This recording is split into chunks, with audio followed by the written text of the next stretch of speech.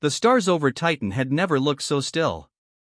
Captain Elias Munro stood alone on the observation deck of Arcadia Station, the last human bastion orbiting Saturn's largest moon. Below him, the ringed planet glowed like a dying ember in the void, beautiful, distant, and indifferent.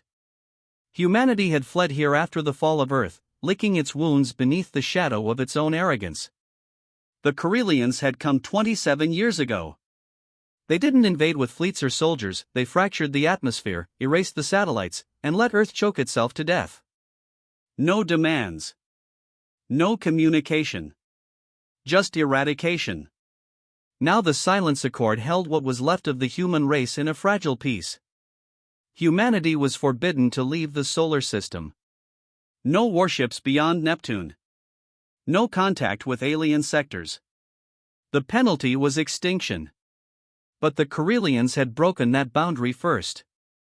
3 weeks ago, long-range telescopes caught the shimmering wreck of a human colony ship, the Helios 9, drifting near Alpha Centauri. It wasn't supposed to be there. It had carried 10,000 colonists, civilians, and children. The Corellians claimed it was an accident of trajectory. Elias knew better. He still heard the words of Admiral Pierce echoing from the last council meeting. "We can't retaliate, Captain. The Accord keeps us alive. You break it, and you doom us all." He had simply nodded. And then, that night, he began planning his betrayal. At 0300 hours, the station's corridors were quiet except for the hum of life support and the distant pulse of fusion drives. Elias moved like a ghost through the maintenance bay, boots soft against the metal floor. Waiting for him by the launch airlock was Lieutenant Kara Reeves, his weapons officer and oldest friend. Her dark hair was tied back tight, eyes hard as glass.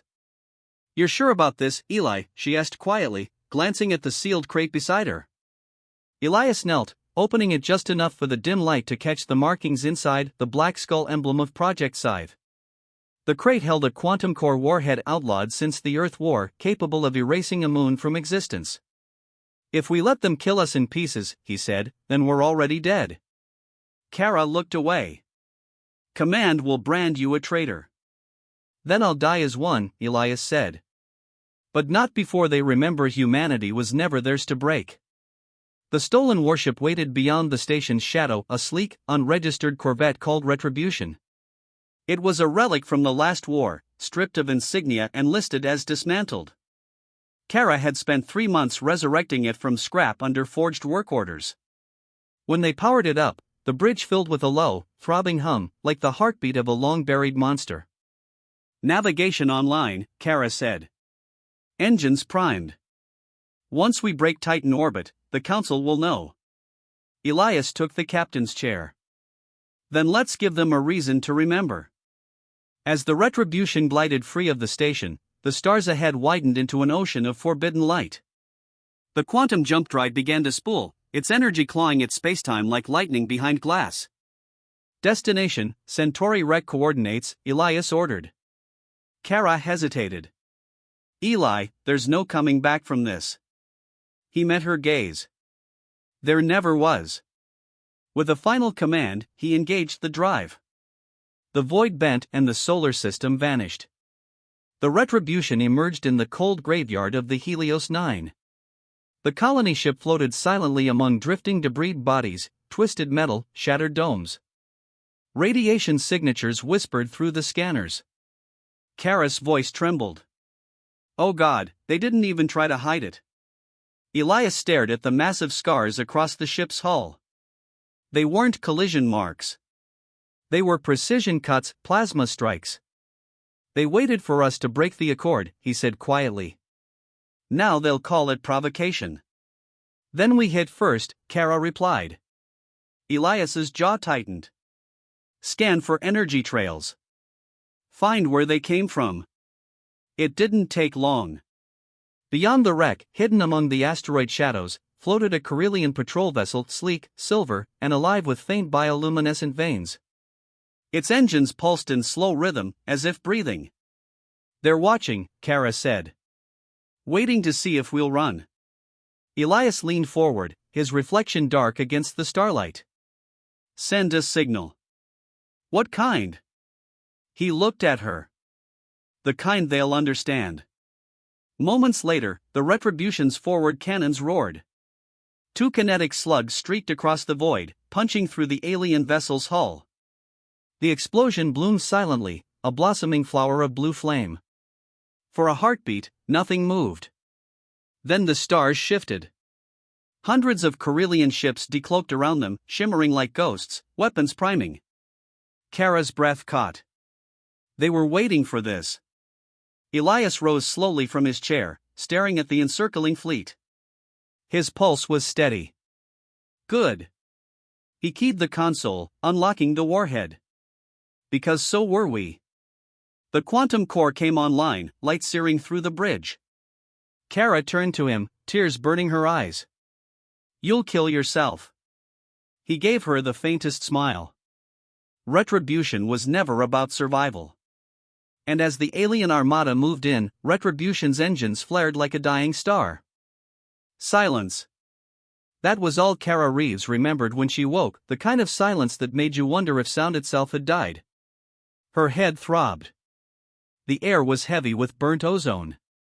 When her vision cleared, she saw the Retribution's bridge in ruins, sparks hissing from torn panels, shattered glass floating in low gravity. The stars outside were wrong. She wasn't dead. The warhead hadn't detonated. She looked to her left. The captain's chair was empty. Elias Munro was gone. Kara forced herself upright, her limbs trembling. The monitors flickered weakly, fragments of telemetry, garbled coordinates, power at 6%. She accessed the log feed, voice shaking. Captain Elias Munro. Status, unknown. Vessel integrity, critical. Warp distortion detected. Eli, she whispered. What did you do? Then she saw it, a massive, burning wound in space itself, twisting just beyond the viewport. The Retribution's drive core hadn't executed a jump, it had torn open something deeper. A quantum fissure. Half of the Corellian fleet was gone. Vaporized. The rest, scattered like debris caught in a storm. But the fissure had pulled them and her somewhere else. Unknown spatial coordinates, the AI droned. Local celestial signatures, none. Nowhere. They were nowhere. Hours bled into silence as she worked to stabilize the ship.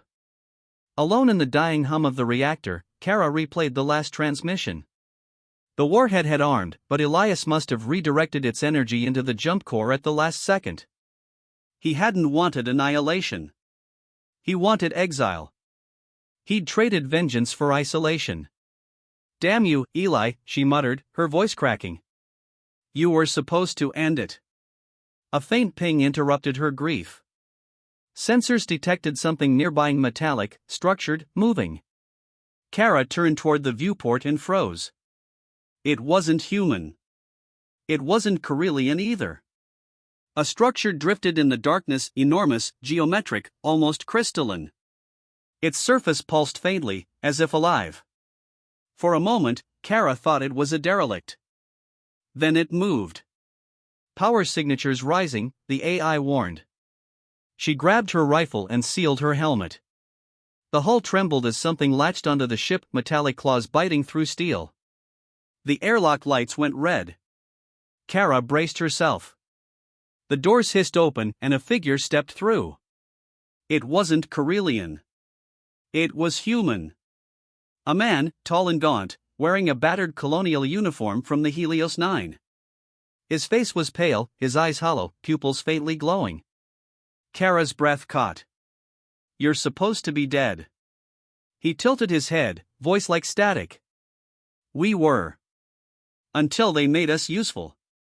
Then the thing behind him stepped forward, Corellian in form, but fused with human bone and metal, its skin translucent, revealing a lattice of nerves and circuitry. Kara fired instinctively. The plasma bolt tore through both. They fell without a sound, bodies collapsing in eerie silence. The AI spoke softly. External signatures increasing. 20, 40, hundreds approaching. Kara's hands trembled on the rifle. They're turning the dead into soldiers. Outside, the crystalline structure pulsed brighter, a massive Carillion spire, reshaping itself, harvesting wreckage and corpses alike. It wasn't just a ship. It was a factory. And she had brought Retribution straight into its feeding ground. Kara ran to engineering, sweat freezing on her brow. The reactor still thrummed weakly, alive enough to burn one last time. She opened the encrypted command file Elias had hidden in the system. His voice filled the room, quiet and steady. "If you're hearing this, Kara, then I failed. I couldn't kill them. Not yet. But listen to me, what we found near Centauri wasn't an attack. It was containment. The Carillions were afraid of something else. Something older. Something they barely kept sealed. That fissure I opened, it wasn't a mistake. It's a door. They called it the Cradle of Silence. And now we're inside." Kara felt her pulse pounding. The spire outside, it wasn't their enemy. It was their prison. Elias's voice ended with a single line that froze her blood. "If you find me, don't bring me back."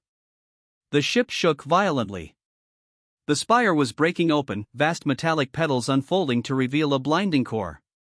It was calling to her. Through the static of her helmet, a whisper bled through, faint, layered, inhuman. "Return the spark, return the flesh." Kara clenched her jaw. "You'll get nothing." She ripped the quantum detonator from the console, the last of the Project Scythe device, and armed it manually. If Elias was still alive out there, she couldn't let him become part of that thing. She set the timer. 2 minutes. Then she opened the airlock, stepping into the void. Her suit thrusters burned pale blue as she drifted toward the glowing spire. The stars were gone, replaced by a swirling field of dark light. In its center, she saw movement, a human silhouette suspended in the energy. Elias Monroe. His body hung weightless, eyes open, veins glowing with the same light as the structure. The fissure pulsed through him like a heartbeat. "Eli!" Kara screamed through the comms. "It's me!" He turned his head slowly, the light within him flickering. For a moment, recognition flashed in his eyes. "Kara," his voice was barely a whisper. "It's alive. The cradle, it's not a weapon. It's a mind." She floated closer, tears stinging her eyes. "We can still shut it down. We can." He shook his head weakly. "You don't understand. It doesn't want to destroy us. It wants to become us." The fissure flared behind him, brilliant, devouring. The spire's tendrils reached toward her, alive, hungry. Elias's voice broke. "Go, Kara. Finish it." She stared at him, at the man who'd sacrificed everything, and then looked at the detonator's blinking red light. "I'm sorry," she whispered. He smiled faintly. "Don't be. It was never about retribution. It was about remembering who we were." The countdown hit 0. Light swallowed everything. When the blast faded, only fragments remained, shards of metal drifting through a quiet void. The fissure had collapsed. The spire was gone. And so was Elias. Kara's capsule ejected seconds before detonation, tumbling endlessly through the dark. Her life support flickered, oxygen low. She stared at the emptiness, whispering into static. "If you can hear me, we made them bleed." Then the comm crackled. A voice answered, faint, distorted. "Kara Reeves, you've crossed the boundary. Now, humanity will remember." Her heart froze. It wasn't Elias. It wasn't Carillion. It was something else. Something awakened. For a long time, Kara Reeves drifted in darkness. Her capsule spun slowly through the remnants of what had once been the Retribution, the ship's twisted fragments glittering faintly against the black. No stars. No systems. Just the void, cold and endless. The last of her oxygen was thinning. Each breath tasted like copper and metal. She stared through the cracked visor, whispering to herself to stay awake. The silence pressed down like a weight.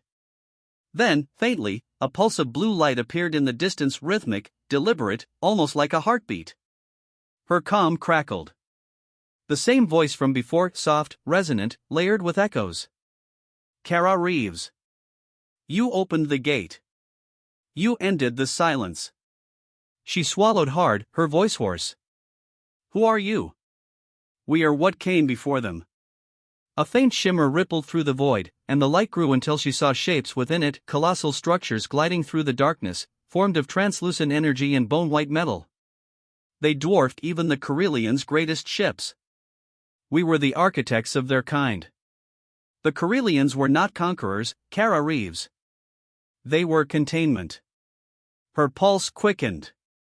Containment for what?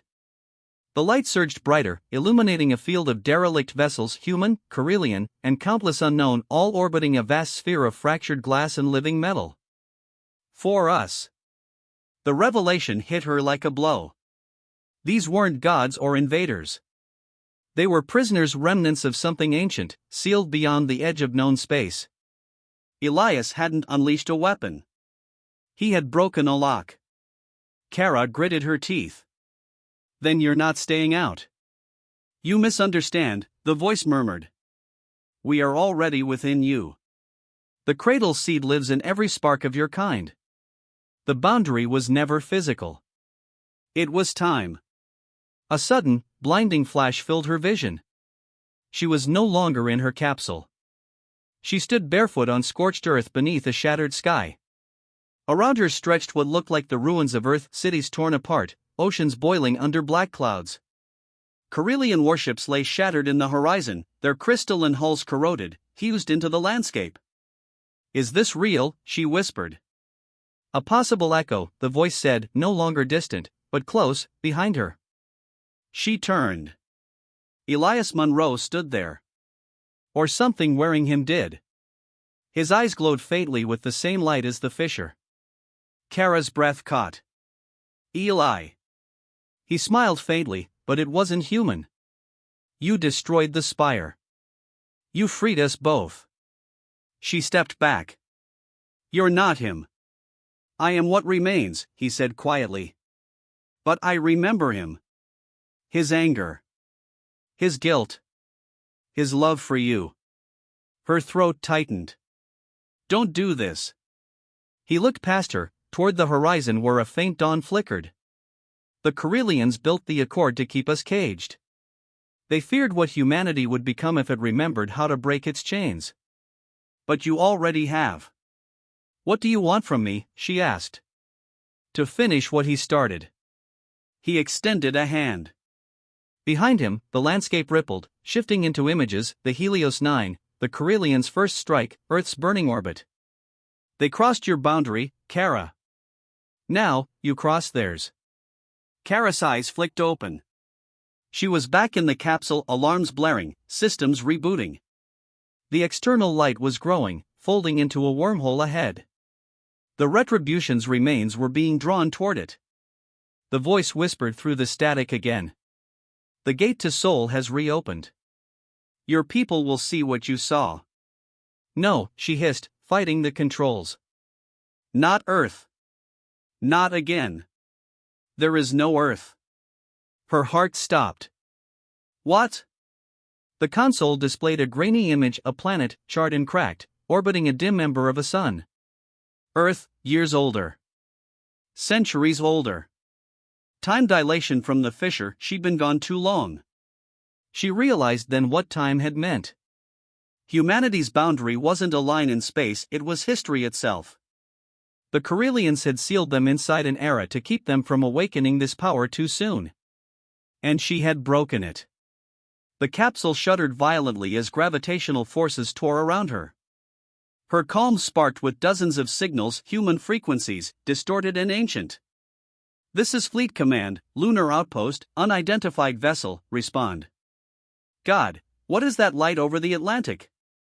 Command, we're detecting re-entry signatures. Kara's chest heaved. Humanity had survived. Scattered, changed, but alive. She could warn them. She could still stop it. She slammed her fist against the console. Manual override, divert wormhole energy. Insufficient power, the AI replied weakly. She looked down, the emergency cell glowed faintly. One charge left. Enough for one shot. Then we do it the hard way.